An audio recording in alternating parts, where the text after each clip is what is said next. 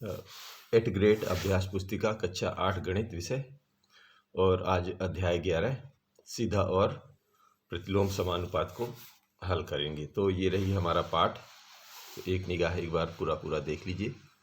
ये हमारा पाठ है 65 नंबर पन्ना और ये रहा 66 नंबर पन्ना। बस सरसरी निगाह से एक बार अच्छे से पढ़ लीजिए, देख लीजिए। काफ़ी कुछ चीज़ें तो अच्छे से समझाई गई हैं। बस इसमें आपके पास किताब होगी, उसको देख लेना है। फिर ये इधर 67वां पढ़ना 67, ठीक। इसके साथ यहाँ से अब हमारा कार्य शुरू होगा यानी 68 नंबर पढ़ने से, ठीक है। तो इसमें पहले दिया हुआ है, प्रश्नों को पढ़कर दिए गए विकल्पों में से सही उत्तर चुनकर लिखिए और सामने दिए गए सही घेरे को भरिए। तो शुरू करते हैं। जो ये पहला प्रश्न है कि निम्न में से कौन सा विचरण अनुक्रमानुपाती नहीं है। तो अनुक्रमानुपाती कौन सा नहीं है? देखिए, अनुक्रमानुपाती ये होता है कि जब दो राशियों का अनुपात स्थिर रहे तो उसको अनुक्रमानुपाती कहते हैं, ठीक है ना। या स्थिर मतलब एक कांस्टेंट रहे, ना घटे ना बढ़े, मतलब सॉरी, बढ़ाने पे बढ़ रहा, एक राशि को मान बढ़ाने से दूसरी राशि का मान बढ़े और एक राशि का मान घटाने से दूसरी राशि का मान घटे। तो देखिए, चाल बढ़ने पर समय, चाल बढ़ेगा तो समय घटेगा, है ना। तो ये क्या हो गया, ये तो एक बढ़ रहा है तो एक घट रहा है, यही बार गड़बड़ है। बाकी तो सब चीज़ें, मूलधन बढ़ेगा तो ब्याज भी बढ़ेगा, वस्तु की संख्या बढ़ेगी तो मूल्य भी बढ़ेगा, और त्रिज्या घटेगी तो वृत्त का क्षेत्रफल भी घटेगा। तो ये एक पहला वाला जो ही वही भर जो है प्रतिलोम अनुपाती का आ गया। तो इसका इसी का आंसर हो जाएगा कि ये विचरण अनुक्रमानुपाती नहीं है, वो है ए, चाल बढ़ने पर समय।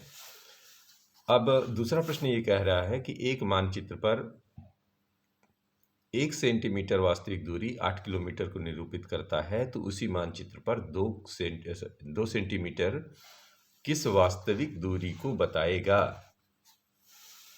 तो 1 सेंटीमीटर जब 8 किलोमीटर पर है को दर्शाता है तो 2 किलोमीटर 8 दूनी 16, सीधा सीधा। तो 16 कहाँ पर लिखा है? डी पर, तो डी पर गोला लगा लीजिए। फिर 3 नंबर क्या कह रहे हैं कि दांतों की संख्या और आयु के बीच विचरण होता है। सीधा अनुपात, प्रतिलोम, ना तो सीधा अनुपात ना ही प्रतिलोम अनुपात, कभी सीधा और कभी प्रतिलोम अनुपात। तो इसमें देखिए, दांतों की संख्या ऐसा समझिए कि बचपन में तो दांत होते नहीं, तो आयु बढ़ती है ना। जैसे जैसे एज बढ़ती है बीच में दांत निकलते हैं, फिर दांत अधिकतम जाते हैं 16 से 20 के आसपास, तब भी आयु किशोरावस्था में रहती है। फिर वो दांत जाते हैं करीब करीब 28 के आसपास, तो आज प्रौढ़ हो जाते हैं। लेकिन दांत तो बढ़ रहे हैं, तो उम्र आनुपातिक रूप से नहीं बढ़ रही है। जब आनुपातिक रूप से नहीं बढ़ रही है, क्योंकि उम्र तो बढ़ रही है तो दांत भी बढ़ रहे हैं, लेकिन दांत एक के बीच में एक तारतम्य नहीं होता, एक रिदम नहीं होता कि किस हिसाब से। तो इसको हम ये कह सकते हैं कि ये तो सीधा अनुपात भी नहीं है, प्रतिलोम भी नहीं है, ना सीधा अनुपात ना ही प्रतिलोम अनुपात, यही आएगा इसका आंसर। तो लिख लीजिए, ना सीधा अनुपात ना ही प्रतिलोम अनुपात।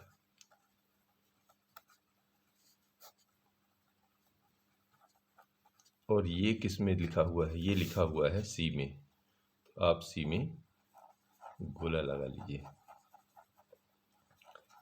अब आ जाता है हमारा चौथा नंबर प्रश्न कि यदि 15 डाक टिकटों का क्षेत्रफल 60 वर्ग सेंटीमीटर है, तो ऐसे 120 डाक टिकटों का क्षेत्रफल क्या होगा। देखो जी, जब 15 का 60 वर्ग सेंटीमीटर आ रहा है तो 120 का उसी अनुपात में, तो कितना अनुपात आ रहा है? 15 चौके 60, 4 गुना, तो 120 का 4 गुना। देखिए, इस तरह निकाल भी सकते हैं कि जब 15 का 60 4 गुना आ रहा है तो 120 का 60 गुना 12 चौके 48, यानी 480 वर्ग सेंटीमीटर। ये कहाँ लिखा है? ए में, तो आप ए में गोला लगा लीजिए।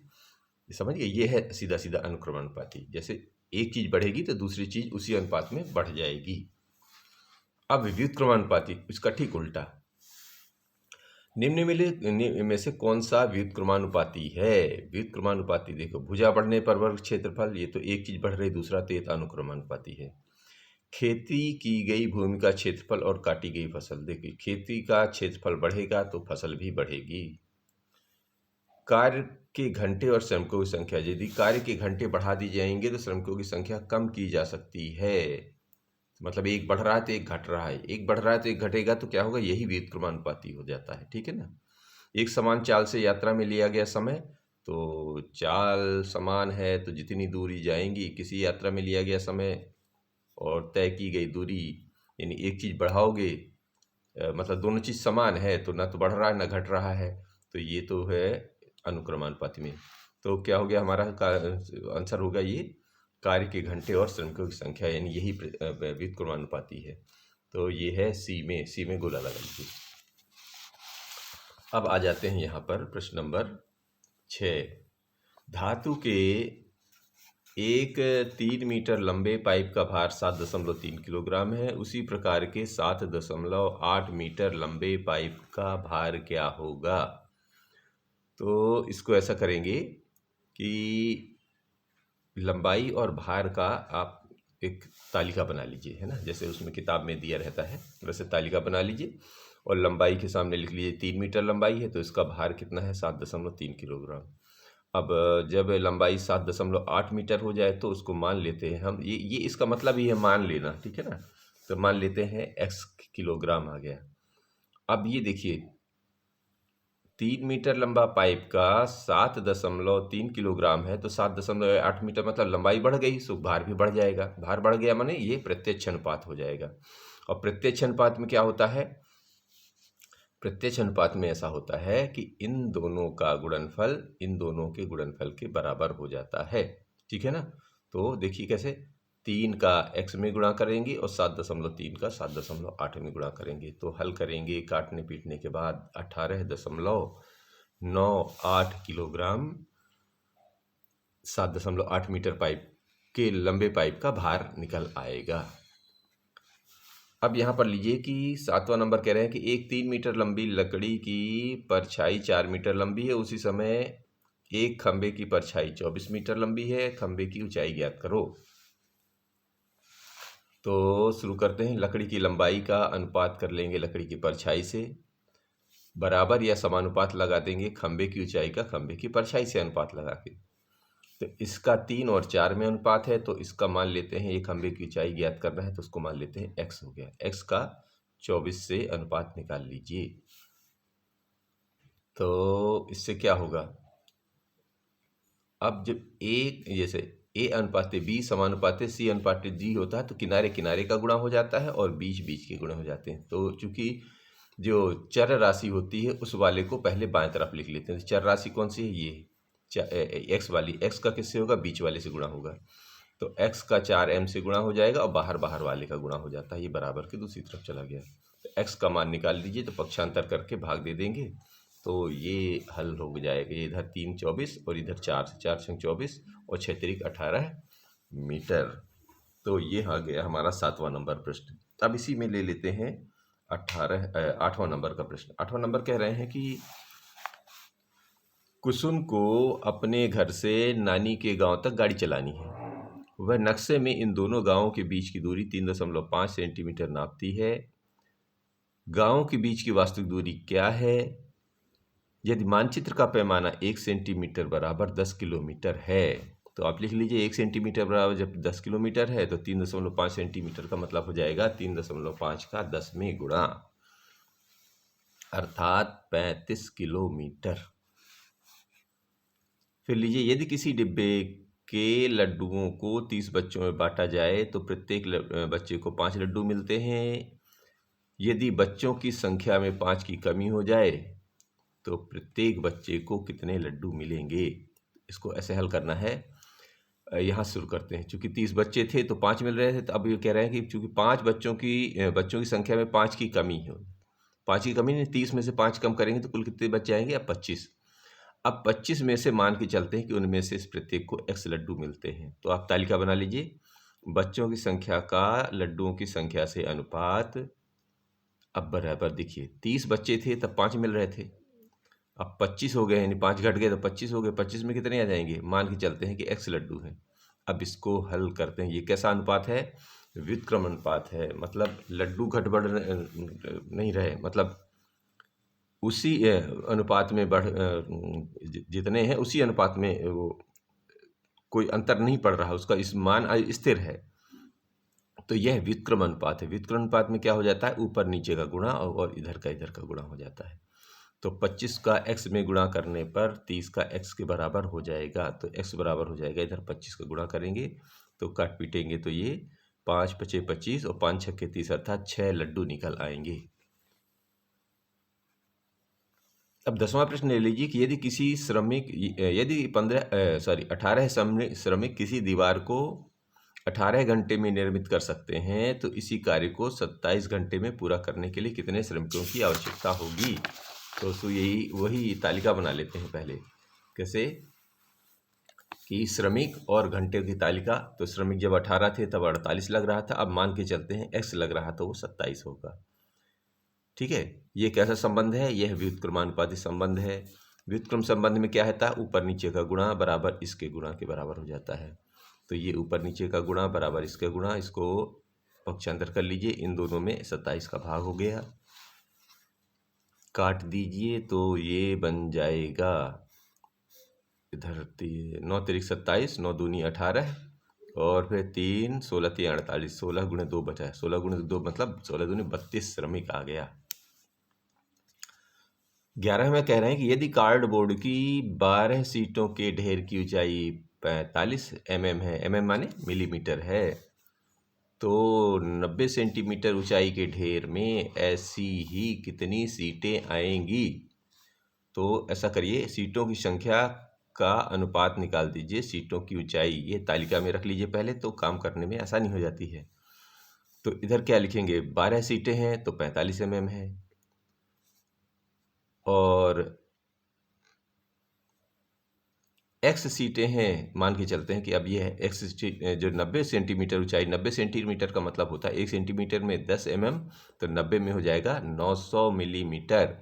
तो x जब मान लेते हैं उसकी सीटों की संख्या तो 900 mm है। यह कैसा है? अनुक्रमानुपाती संबंध। अनुक्रमानुपाती कैसे होते? ऐसा क्रॉस चलता है, x का 45 से गुणा, 12 का 90 से गुणा, और पक्षांतर करने के बाद आ गया 12, ये हल करेंगे 45 दूनी 90 और 12 दूनी 24, 240 सीटें निकल के आ गई। ठीक है, अब 12वां प्रश्न ये है कि एक कार 60 किलोमीटर प्रति घंटा की औसत गति से 40 मिनट में एक दूरी तय करती है। उसी दूरी अर्थात समान दूरी को 25 मिनट में तय करने के लिए औसत गति क्या होनी चाहिए? तो शुरू करते हैं। चाल और लगा समय पर उस पर वो तालिका बना लेते हैं। जब चाल 60 थी तो लग रहा था समय 40 मिनट। अब मान के चलते हैं चाल हो गई है x, तो लग रहा है समय 25 मिनट। तो यह प्रतिलोम समानुपात की स्थिति बन गई है। तो प्रतिलोम में क्या होता है? ऊपर नीचे का गुणा हो जाता है। तो x का 25 में गुणा और 60 का 40 में गुणा, हल कर लीजिए तो 25 5 पचे 25, 12 पंचे 60 और 5 से करते हैं 5 अट्ठे 40, यानी 12 और 8 आ गया, 12 अट्ठे 96 किलोमीटर प्रति घंटा ये मान निकल आया है। ठीक है, चूंकि चाल जो है किलोमीटर प्रति घंटा में है तो ये भी किलोमीटर प्रति घंटे में आ गया है। बात समझ पा रहे हैं? 13वां नंबर कह रहे हैं कि एक टंकी में एक साथ 6 नल खोल देने पर वह टंकी 1 घंटे 20 मिनट में भर जाती है। यदि 5 नलों का ही उपयोग करें तो टंकी कितने समय में भरेगी? तो क्या करना है? पाइप की संख्या और समय का अनुपात निकाल लीजिए। समय किसमें? मिनटों में दिया है। तो 6 नल है तो 1 घंटा 20 मिनट, यानी 1 घंटे में 60 मिनट और 20 मिनट और, तो 60 20 80 मिनट, यानी 1 घंटा 20 मिनट का मतलब हो गया कि 80 मिनट हो गया। अब यदि 5 नल हैं तो मान के चलते हैं कि वह जो है x मिनट में, या अभी चूंकि मिनट में ही निकाला है तो x मिनट में भरेगी। ठीक है, तो क्या हो गया, यह प्रतिलोम समानुपात की स्थिति। प्रतिलोम में क्या होगा, इनका इनका गुणा इनका इनका गुणा के बराबर हो जाता है।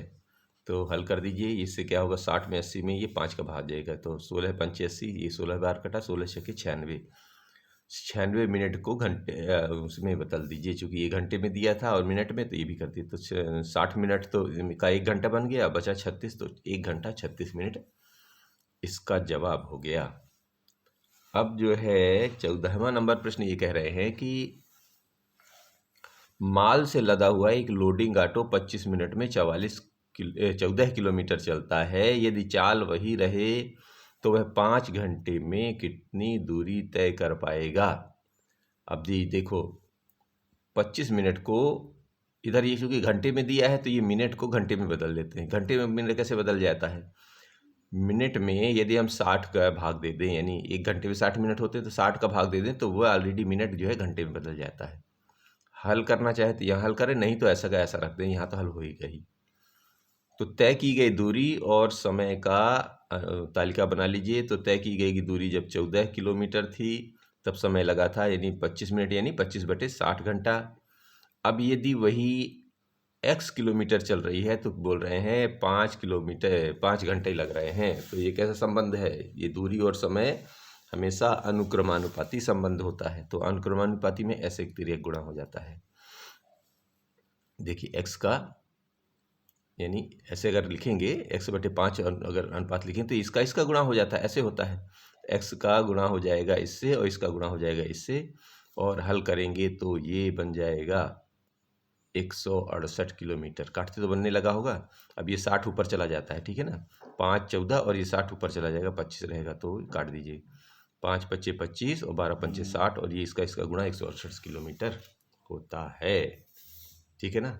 यानी कितनी दूरी तय कर पाएगा, 168 किलोमीटर। अब आ जाते हैं सवाल नंबर 15। रहमान तीलियों या डंडियों का प्रयोग करते हुए एक पहिया बना रहा है। वह समान तीलियां इस प्रकार लगाना चाहता है कि किन्हीं भी क्रमागत तीलियों के युग्मों के बीच के कोण बराबर हैं। निम्नलिखित सारणी को पूरा करते हुए निम्नांकित प्रश्नों के उत्तर दीजिए। ये देखिए, ये तीले एक इस तरह रखा है, फिर इस तरह रखा है, फिर इस तरह रखा है, यानी 4 तीलियां ऐसा चक्री, 6 तीलियां ऐसी चक्री, फिर यहाँ 8 तीलियां ऐसी चक्री, यानी ऐसे बढ़ता जाएगा। वो बताया भी गया है तालिका में कुछ इस तरह कि तीलियों की संख्या 4 है तब कितने कितने कोण कर रहे हैं, समकोण बन रहा है 90 डिग्री का। 6 हो जाएगा तो 60 है, 8 हो जाएगा तो कितने होंगे, 10 हो जाएगा तो कितने होंगे, 12 अगर तीलियां लग जाती हैं तो कितना कोण होगा। तो ये मान के चलते हैं हम लोग। अब इसमें मान लीजिए अभी इसको ज्ञात करना है, जो ज्ञात करना है तो मान लेते हैं जब 8 है तो x डिग्री, जब 10 तीलियां लगाता है तो y डिग्री कोण बनेंगे, और 12 लगाता है तो z डिग्री कोण बनेंगे। ये हम लोग मान लेते हैं। अब इसी के बीच में प्रश्न शुरू होते हैं यहाँ से कि 15 तीलियों वाले एक पहिए के क्रमागत तीलियों के किसी युग्म का कोण बताइए। दूसरा ये कह रहे हैं कि यदि क्रमागत तीलियों के प्रत्येक युग्म के बीच का कोण 40 डिग्री है तो आवश्यक तीलियों की संख्या कितनी होगी। एक बार कोण पूछ रहा है तो एक बार तीलियों की संख्या, 2 प्रकार के प्रश्न पूछ रहा है। अब क्या करना है, पहले तो हल करने के लिए आपको क्या करना है कि जब तीलियों की संख्या ज़्यादा होगी तो इनके बीच का कोण कम होगा। सिर्फ देखिए, कोण तो कुल 360 ही होते हैं, ठीक है, भीतर एक चक्र के अंदर यानी एक परिधि के अंदर। अब जब 360 होंगे तो सारा बंटवारा तो इसी के अंदर होगा। तो जब तीली ज़्यादा होंगी तो इनके बीच का कोण घटेगा, और तीली की संख्या कम होगी तो कोण बढ़ जाएंगे। तो यही का इस्तेमाल करना। देखिए, 4 का 90 से अनुपात और 6 का 60 के अनुसार गुणा करके देख लीजिए, ये 360 डिग्री ही आ रहा है। इसका मतलब है कि ये अगर ये दोनों जब जो भी घटता, अगर किसी एक को बढ़ाएंगे तो दूसरा घटेगा। जैसे अगर इसको बढ़ाएंगे, जैसे मैंने 4 से 6 पे ले गया तो ये घट गया, और अगर इसको बढ़ा रहे हैं तो ये घटेगा, है ना। तो ये कैसी स्थिति कहलाई, प्रतिलोम स्थिति कहलाई। अब निकाल लेते हैं इसके साथ x, यानी ये तो हमारे पास दिया है, यानी कि ये आ गया कुल 360। तो 8 का x से जब हम अनुपात निकालेंगे तो कितना होगा, वो 360 डिग्री होना ही चाहिए। क्यों, क्योंकि कुल अनुपात स्थिर है। तो 8 का x से अनुपात 360 का जब निकालेंगे तो x बराबर हो जाएगा 360/18, भाग देंगे तो 45 डिग्री। इसी तरह इसका निकालेंगे तो 10 का y के साथ 360 डिग्री बना, तो y बराबर आ जाएगा 36 डिग्री। इसी तरह z का 12 तीली के साथ बनाएंगे तो बनेगा 30 डिग्री का कोण। अब ये जो पहला वाला सवाल है इसका जवाब देते हैं कि 15 तीलियों वाले पहिए की क्रमागत तीलियों की युग्म, यानी अब तीलियों की संख्या हो गई 15, तो पूछ रहे हैं कि कोण कितना। अब मान के चलते हैं कि कोण है ए, मानना है, आप एक्स भी मान ले सकते हैं, पी क्यू आर कुछ भी मान लीजिए, ए ले लिया हम लोगों ने यहाँ। तो इसी के अनुपात में बढ़ेगा। 15 तीलियाँ तो कोण ए, और ये बराबर कुल कितना जाएगा 360 डिग्री। कहाँ से, क्योंकि 9 चौके 36, 360 डिग्री ही होगा। तो ए का मान आ जाएगा 15 का भाग हो जाएगा। अब ये मान आ गया है काटने के बाद 6 चौकी 24 डिग्री। तो आंसर भी लिख दीजिए कि 15 तीलियों वाले एक पहिए के क्रमागत तीलियों के किसी युग्म का कोण 24 डिग्री है, क्योंकि इसी रूप में इसकी भाषा लिखी हुई है। तो आप भी इसी तरह की भाषा लिख दीजिए।